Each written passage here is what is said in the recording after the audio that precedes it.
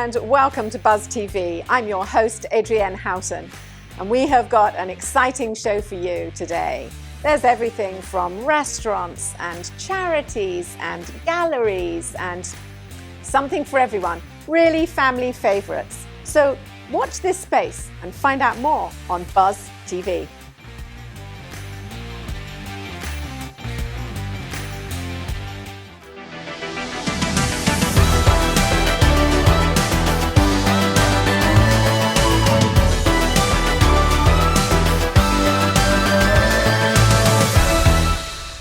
Welcome back to Your Legal Buzz. I'm Steve Strum. This morning we have Aaron Irving from Integrity Law. Good morning. Good morning. How are you? Good to see you again. Likewise. All likewise. right. So, you're an attorney. I am. I may have known this. Yes. All day, every day. We have talked about a lot of things in the pieces that we've done for the show, but the one thing we really haven't talked about is I had something happen. Mm-hmm. I need to talk to you, and I'm freaked out. What in the world do I do? So in family law, specifically divorce, more often than not, that is what we see when someone comes through the door. Obviously, they have issues in their past, which is why they've ended up in my office. And so the individual is usually full of emotion. They're scared, just like if you're going to a doctor, you don't know what to expect. And so the first thing that I do is, let's say for the sake of argument, they haven't been served with anything. They just know that a divorce is going to happen. Sit them down, tell them that, everything's going to be okay. I think what makes a really good attorney, just like a doctor, is bedside manner. And Indeed. So you have to develop a rapport. This individual is going to have to trust you. And I'm not a car salesman. I'm not trying to sell, myself or my firm. I want them to trust me, and it's a two-way interview. I'm interviewing them to make sure I like them as a client, and likewise they're interviewing me. But I kind of give them a little roadmap. I say, you know what, this is probably the worst it's going to be for you. It can only go up from here. You're going to worry. I can't tell you not to worry. But an attorney is going to tell you when to panic, and if I'm not telling you to panic, then don't panic. So I'm going to get some background information from them, walk them through what this process is going to look like, and then answer all their questions that they might have at that initial consultation. And then if they're comfortable with me that day, they can hire me. They can hire my firm in days, months, years to come. It's entirely up to them. I try to tell clients, and Mr. Farquhar, my business partner, is the same. We're not car salesmen. I'm not here to sell you a product. I am a service industry. When you need my services, that's when you come to my office, and hopefully we can try to resolve this issue for you. So you've done a few of these this week. This week, yes. But for the person that is experiencing that might be their first time, and their level of heightened anxiety, everything becomes a crisis. So you know what is a crisis compared to what to expect, and they don't know. Correct. How do you help them understand for them what is that difference when they are perceiving it's like, oh my gosh, this has got to be a 10 on a scale of 1 to 10, but based on your experience, it might be a 1 or a 2. How do you help make them feel comfortable, confident, but then also not embarrassed? Correct. So, the client can't see the forest through the trees, essentially. And I can see it, but because that's what I do. And just because it's not a major concern for me, like you said, doesn't mean that it's not a huge issue for them. You kind of have to take it piecemeal, whether it is a child issue and giving them reassurances as to what the law says, not what they've heard, not what they've legal MD'd, not what their friend's divorce happened in their friend's divorce or their friend said. Every family is entirely different. So walking them through a child-related issue, a monetary issue, giving them assurances that nothing bad is going to happen. And I think there's also some real honesty that an attorney has to have. In family law, nobody wins. It's a divorce. I am essentially facilitating the breakup of a family. That's not a win no matter how you slice it, no matter who's getting what bigger piece of the pie or not, it's not a win. So the goal is that they can walk away with something comfortable to start their new life. And so kind of coming at it from a therapeutic approach, even though I'm not a therapist, but just having that bedside manner and giving people reassurance after reassurance after reassurance, I think is what makes a good family law practitioner. If people are in that spot, whether they're feeling it's coming, know it's coming, or wherever in between, what's the best way for them to connect with you? Sure. So my office provides a free consultation. Doesn't hurt to get free advice. Individuals can find us online at integritylawjax.com, or our phone number is 904-224-2100, and we're always happy to set up a consultation with someone. Thanks for coming back and walking us through yet another piece of the ever-evolving legal system. Absolutely. My pleasure as always. Absolutely. Guys, thanks for joining us on Your Legal Buzz. If you like us, share us, and remember, live with gratitude. Hello, I'm John Rutherford from the United States House of Representatives, and I am a watchstander. Hi, I'm Michelle McManaman from Operation Uniform, and I am a watchstander, and so is everyone in my organization. I'm Damika Jackson. I'm the president of the Jacksonville Veterans Chamber of Commerce, and I am a watchstander. Hi, I'm Luke Lewis with Xera Realty. I am Ant Stroud with the Ant Stroud Group. I'm Bruce Thompson. I'm the Vice President of the Veterans Chamber of Commerce. And I am a watchstander. I am a watchstander. I'm a watchstander. Each year, over 6,000 U.S. military veterans take their own lives, including one per week in Northeast Florida. The Fire Watch is our community's fight to end veteran suicide. Join us. Become a watchstander today at thefirewatch.org. Together, we will end veteran suicide.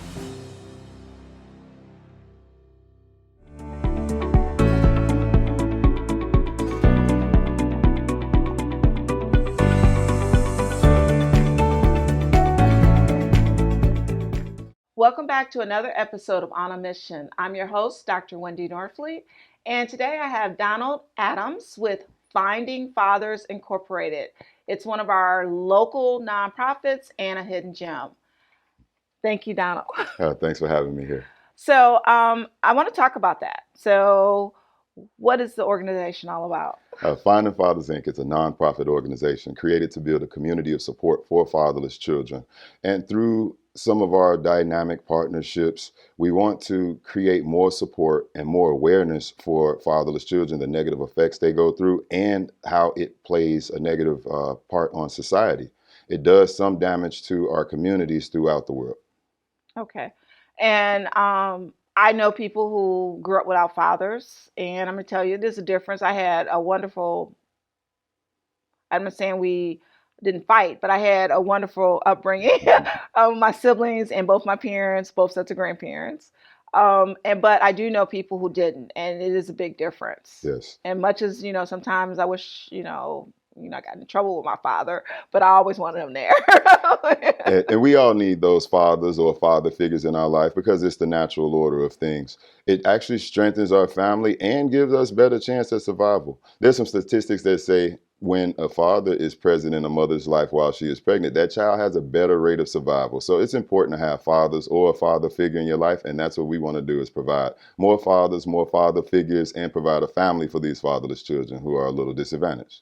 So what was the impetus for starting this? Because usually for nonprofits, there's something that triggered or some motivation behind starting a nonprofit. So what was this? Well, there's a lot of reasons I started this. One of those reasons because I was left fatherless during my teenage years due to separation and marriage. So a lot of the guidance that I could have gotten from a father, I lacked in. And that caused me to make some bad choices in life and led me down some rough roads. But also, once I became a father myself, I had still been making those bad decisions that left my children fatherless. So I see that there's this ongoing cycle. Now, I was on a quest to be in my children's life on a daily basis. And I've experienced parent alienation and tried to fight against those things.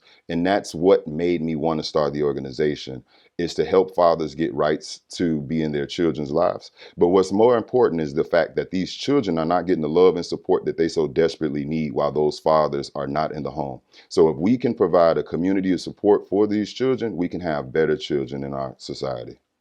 That's a really noble cause. And I have an older brother, and he went through some issues, but he ended up getting custody, which at the time was, I'm from Michigan, so that was kind of unheard of at the time, with young kids that a father would get custody of them. Mm-hmm. And it was great though for him because he's been a wonderful dad. But it is hard, and a lot of times you don't know what you don't know. Luckily, he had a lot of people that loved him and embraced him and was trying to help him fight the battle. But a lot of people don't have it. That's true. And so are you helping with those type of things where you kind of assessing the situation and helping them on their path to whatever they choose to do, whether it's custody, whether it's joint custody, whether it's just, seeing their kids on a regular basis? Yes, we do a lot of those things. There are partnerships that we have to do mentorship for young men as well as adults, because we would like for more fathers to stand up and be leaders in the community as well as their family and in society. So we do accept members that are men, women, children. There's a lot of different people affected by the fatherlessness epidemic. So we want to provide support for all parties involved. Okay, wow. That sounds really great. So how do you, I know you say mentoring, but do you help these people in other ways, like the fathers? The fathers, yes, we do want to try to give some resources, scholarships, internships, help people learn how to be their own bosses, start their own business, and use their God-given talents to market themselves and their skills so that we can be stronger families in society, stronger business people in society, and have better children come out of that, because they need role models and leaders like us. So we have to do our part. Okay. And so I know this is a fairly new nonprofit, about almost a year and a half old. Yes. Unfortunately, started right before the pandemic. Yes. But now that things are loosening up, so what's the plans? What's your big plan for the organization? As COVID has slowed us down, we're looking to get into the college campuses, high school campuses, daycares, and the foster care systems. And we want to, again, provide support for those that are disadvantaged, but we also want to celebrate them. It has been a rough year, this first year, especially with COVID, but we have made some great strides. Finding Fathers, Inc. has proclaimed the fourth Sunday in June to be National Fatherless Children's Day. And this will help us to celebrate and support fatherless children and those parties affected. Okay, that sounds great. Hope everyone heard that. It's the fourth Sunday in June, National Fatherless Children's Day. It's the Sunday right after Father's Day Sunday. So those children don't feel left behind when they don't have a father, and they want to enjoy something also. So we actually are having a convention at the Holiday Inn Bay Meadows on June 26th and June 27th for the National Fatherless Children's Day. And we'd like to invite everyone out that wants to support. You can get in touch with us at findingfathersinc.org. Okay. That sounds great. And so that kind of leads me into my last question is, how do they contact you? So you gave the website. We'll give it to one more time. And if you have LinkedIn, Facebook, or whatever, go ahead and mention that too. Yes, we do have all social media sites, being LinkedIn, Twitter, Facebook, Instagram. Just search Finding Fathers, Inc. and you're going to find us. You can Google National Fatherless Children's Day and you'll find out information about the holiday, and you'll find ways to support if you can go to findingfathersinc.org. All right. Thank you so much, Don. Thanks I really appreciate it. Thank you. To learn more about Don Adams and Finding Fathers Incorporated, please go to iwanttabuzz.com, and we'll see you next time on Buzz TV.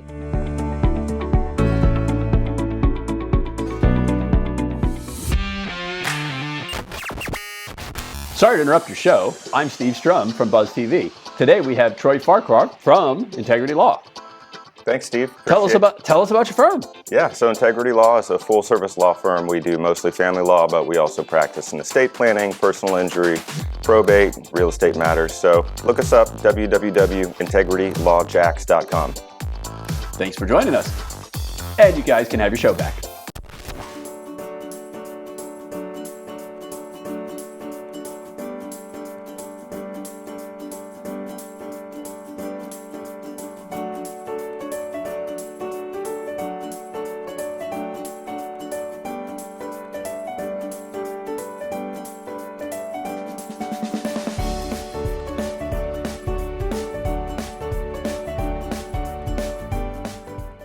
Greetings and welcome to Caring for Seniors. I am your host, Adrienne Houghton. And each week I sit down with David Stieglitz, who is the president of Oasis Senior Advisors Jacksonville, and we discuss all aspects of senior living, from elder care, financial planning, right the way through to housing and everything in between. And today we're lucky enough to be joined by Kimberly Schaefer from Right at Home. Welcome, Kimberly. Thank you, Adrienne. Good morning, David. Good morning, Adrienne. Good morning. So let's just jump straight in and say, what does Right at Home do? We are a licensed home health agency for non-medical care. What that really boils down to is we send caregivers into people's home to provide the help they need to stay safe and well. So they can stay at home as opposed to have to go into a home. Wherever they call home. So that may be a wonderful community, like one that Oasis Senior Advisors will find for them. Or it could be the home they've lived in for decades and raised children in. Wherever they call home, we can provide that little something that helps make them safe and well. Fantastic. What are the most common things that you do for folks at home? We have 4 types of services, Dave. We have personal care, help with their daily activities. We can help them around the home with homemaker services. We have transportation services and companionship, monitoring for safety. And in this COVID world, although things are starting to open up, I think one thing that we learned is that isolation can be a detrimental, dangerous thing. So even our companionship services can make a world of difference in the quality of someone's life. Were you able to keep going during COVID or yes? Absolutely. In fact, we were busier than ever. We are a fast growing company and we're very proud of that. We've worked very, very hard in these difficult circumstances and we've served a lot of families very well. So what differentiates you from other companies? I'm glad you asked that, Adrienne. There's a lot of things that are great about many agencies in this area. Some things that are very special about us is first, we hire only experienced caregivers. No one's starting from scratch with us. They all have professional experience and we hire them as employees of our company. We absolutely do great coaching and training and make them part of a team, but they already know their stuff and have served many, many families before they get to us. So that makes a big difference. We also have no minimums. Other providers may require a certain number of hours if a caregiver comes into the home, or a certain frequency of visits, or a certain number of hours per week. We don't have any of that. Have you seen a lot of that, David? Yes. It's more common to have minimums than not. Yes. So that actually is a huge plus, isn't it? It is. We give a lot of flexibility. We believe very, very strongly in that just right size of care. Yeah.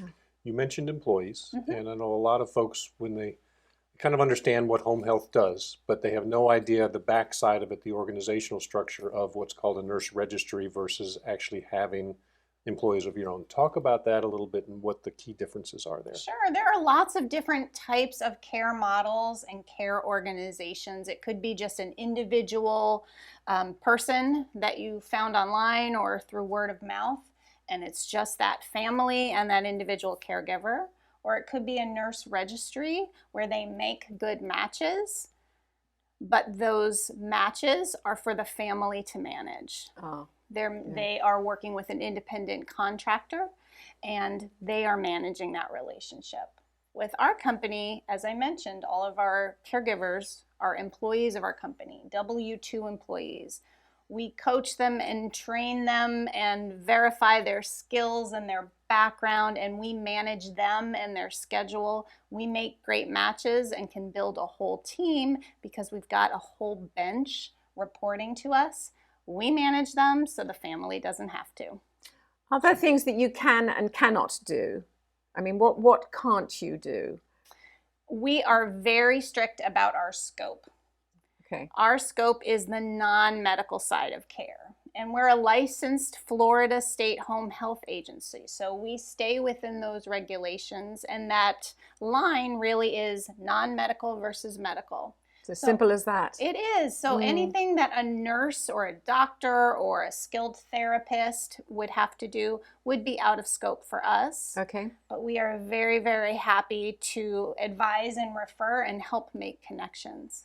So even if something falls outside our scope, like let's say a client of ours does want to move to a community, then we are happy to make that introduction and connection. We're not going to go with them to find the perfect community. That's Dave's specialty and the job of Oasis. But we are very, very happy to make those connections because we are a trusted advisor to the families we serve. You say trusted advisor to the family. So if you're in a situation where you can see that perhaps somebody is going to need that medical care as opposed to your home health care. Can you advise, or do you just hand over to someone else? Well, we can certainly communicate, and we do. We take that very seriously. All of our caregivers clock in and out. They log their activities, their time, their observations about a client. We have an excellent office team, very hands-on ownership staff that is communicating with the families, talking with them. So we're going to have a very good view of what's happening with those families. Right. If we see a broader need, we're going to be communicating that with the right people. Gosh, it's nice to have that security, isn't it? It's Yes. peace of mind. Yes. It That's is. the business we're in. Yes. And how should people, what should they do their due diligence to go about selecting a home health company? That's a great question. So the first thing I would say is they should do their homework, and they should talk to more than one agency, more than one provider, so they get a feel for themselves about the differences in the types of companies that offer care, and even the differences between one home health agency versus another. There's art and there's science and there's chemistry, and you just like you want to find a great caregiver match, Yes. you want a great agency match. Now, I know that I know you can brag on yourself a bit because I know you have some wonderful reviews and things that people can find. How do they find out, caring.com and online reviews and stars and things like Yes, that? thank How you, do they, Dave. how do they find the things about you that you can brag about? So Right at Home has a strong online presence. Our website is www.rightathome.net/Jacksonville. We also have a landing page on the site that you mentioned, caring.com. We have well over 100 reviews posted there, 5-star reviews. We're very proud of that. Many of our families have taken the time to put out those kind words, those testimonials, those endorsements. We're a 3-time Caring Star Award winner. We take client satisfaction very, very seriously. Can I ask you how you got into doing this? What made you think there's a niche there and I know I can fill it? What was that initial startup for you? Well, it might not be the start that you expect. So I have many years of Fortune 100 big company experience. I thought you were going to say I was a nurse. No, absolutely not. No, but my passion has always been about customer service and telling a story that is important and authentic and that resonates. And what I saw in those big companies that I worked for is this employee or this executive suddenly being pulled in many directions because they have a problem with care for a loved one. My generation is the sandwich generation, right? We still have children at home, and yet we're also worried about our aging loved ones. I saw it over and over and over again in my career. People's careers, jobs, happiness, well-being being completely changed by the worries of what they had to deal with at home as their families aged. So I've seen a long-standing pattern of this, and when I found out about this type of opportunity, not only did I know I could run my own business with my better half and co-owner and spouse, I wanted to do something that was part of the greater good. And I learned firsthand how important this need is, not just for the clients receiving care, but for the families who are so worried about them. Well, I suppose, especially with everybody living a lot longer and being healthier for a lot longer. So when they finally do need more assistance, they're that much older, and the children are no longer children; they're also adults, and they do have significant jobs, and they worry. So it's going to affect everybody. It does. It affects the whole family. No one's immune because we all care about our loved ones, Yes, of right? course, of course. Questions that I get asked a lot. Is any of this ever covered by insurance or Medicare? That's a great question. So if the insurance in question is a medical insurance, the answer is typically no, right? Because our care is non-medical. So medical insurance typically doesn't cover what we do. But if that insurance is perhaps a private company's wellness benefit or a care at work type of program or a long-term care insurance policy, then yes. And we have excellent systems and documentation. So we've never had an issue with a family being able to get the right paperwork and the right information about care to be able to get whatever their policy has coming for them. Oh, Kimberly, I mean, it's fascinating what you're talking about, because it's just, there's so much that we need to know for seniors. All the seniors need to know themselves. If people want to get hold of you, how do they find you? Well, I would love it if they called, because we answer our phone 24/7. Oh. We do. We have an excellent office team that's answering that phone. Sometimes it's me. Oftentimes it's me, but it's always a member of my excellent office team. We answer that phone 24/7. That number is 904-201-3566. And your website, just in case people want to do a little bit of research. Absolutely, I would love that. It is www.rightathome.net/Jacksonville. Fabulous. Is there anything else you would like to let the audience know? We want you to call. We encourage families to please plan for what is down the road, not necessarily right in front of them. If we can partner with a family before there's an emergency, before it's a dire straits situation, we can serve them even better. We're very good at turning on a dime and moving fast, but when we can partner and advise a family for the longer term, it's just wonderful. It really helps improve the quality of their life. Thank you for coming in and sharing that with us. Thank you for having me. And don't forget, if you'd like to know any more information, you can always go to iwannabuzz.com. Hello, I'm John Rutherford from the United States House of Representatives, and I am a watchstander. Hi, I'm Michelle McManaman from Operation Uniform, and I am a watchstander, and so is everyone in my organization. I'm Damika Jackson. I'm the president of the Jacksonville Veterans Chamber of Commerce, and I am a watchstander. Hi, I'm Luke Lewis with Xera Realty. I am Ant Stroud with the Ant Stroud Group. I'm Bruce Thompson. I'm the Vice President of the Veterans Chamber of Commerce. And I am a watchstander. I am a watchstander. I'm a watchstander. Each year, over 6,000 U.S. military veterans take their own lives, including one per week in Northeast Florida. The Fire Watch is our community's fight to end veteran suicide. Join us. Become a watchstander today at thefirewatch.org.